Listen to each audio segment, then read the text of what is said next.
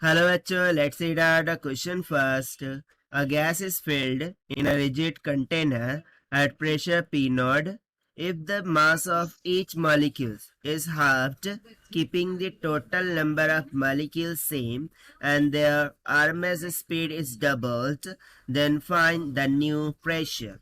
So देखिए basically according to question एक container है, अब उसमें हमने इनिशियली गैस भरा है with initial pressure let's say P1 is equals to P not.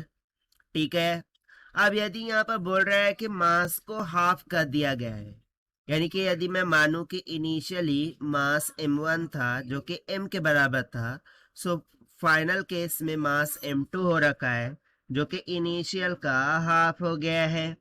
ठीक है, while keeping the total number of molecules same, यानी कि n का मान यहाँ पर सेम रख रहा है, n ही होता है ना टोटल नंबर ऑफ मॉलिक्यूल्स, वो सेम रहेगा.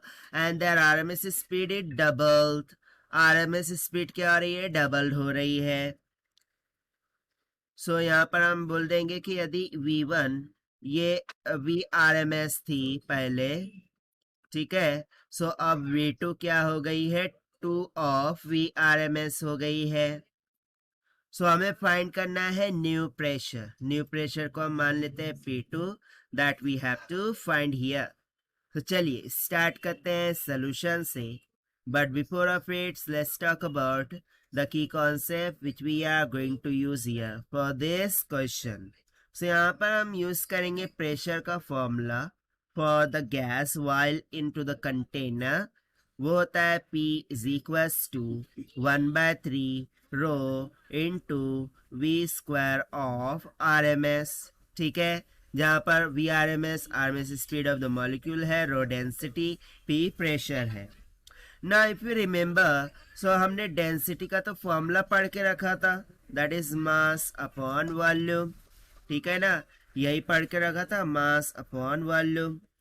बट यहाँ पर हम बेसिकली इस मास को कैपिटल M लेंगे. क्यों? क्योंकि ये बेसिकली मास को रिप्रेजेंट कर रहा है. अब यदि मैं इसको इस तरीके से लिख दूं कि mass of molar mass of the gas multiply by the total number of molecules divided by V, सो ये भी तो करेक्ट है. अब इस फॉर्मूले को हम यहाँ पर सब्स्टिट्यूट करेंगे. सो हमें प्रेशर का फॉर्मूला क्या मिल जाएगा? P will be equals to 1/3 into rho. So rho की जगह पर हम सब्स्टिट्यूट करेंगे mn/v into v square RMS. If you see that, so according to question, number of molecules constant है और वॉल्यूम कांस्टेंट है, 3 कांस्टेंट, 1/3 भी कांस्टेंट है. So can I say that कि जो प्रेशर है वो डायरेक्टली प्रोपोर्शनल होगा मास इनटू VRMS स्पीड के होल स्क्वायर के. अब अकॉर्डिंग टू क्वेश्चन हमें दो सिचुएशन दे रखी है, सो इसके लिए हम डायरेक्टली एक रेशियो फॉर्म कर सकते हैं कि P1/P2 this will be equals to M1/M2.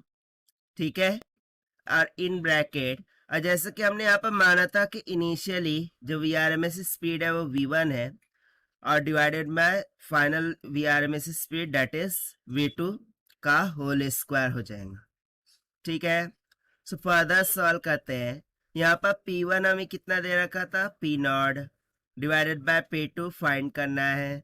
So this is equals to M1 है M और मास M2 कितना है? M/2. ना इन ब्रैकेट V1 कितना है? तो मैंने माना था कि भाई VRMS है, डिवाइडेड बाय V2 कितना है? तो भाई 2 टाइम्स ऑफ VRMS का होल स्क्वायर. ठीक, तो यहाँ से VRMS कैंसल, M से M cancel, so P not divided by P2 this will comes out to multiply by 1/2 का होल स्क्वायर. कितना हो गया? 1/4 हो गया. सो यहाँ से 2 1 ज़ा 2, 2 2 ज़ा 4, 2 दा जाके मल्टीप्लाई कर देगा. दैट मीन्स जो फाइनल प्रेशर है that is P2, this will comes out 2 times of initial pressure that is P not के. और यही हो गया हमारा आंसर. जो कि हमने सॉल्व किया by using the conceptual formula of pressure से. So this is the required solution. I hope you understood well. Best of luck. Thank you.